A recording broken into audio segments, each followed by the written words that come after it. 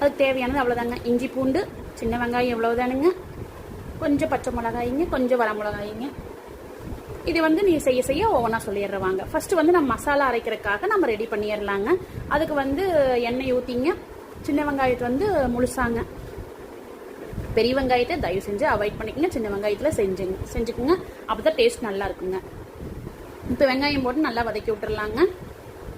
இந்த குழம்பு ஒரு எப்படி இருந்தாலும் ஒரு 7 பேர் 8 பேர்ல சாப்பிட்லாங்க தாராளமாக.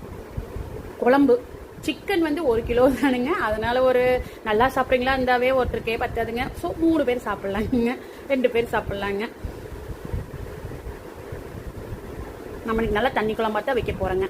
பாருங்கள், வெங்காயம் நல்லா வதங்கினதுக்கப்புறம் இஞ்சி வந்து நான் காட்டின அளவுக்கு நான் போட்டுக்கிறேங்க. இப்போ வந்து மசாலா அரைக்கும் போது வந்து நான் இந்த தடவை வந்து பூண்டு சேர்த்துலிங்க. இஞ்சி பூண்டு வந்து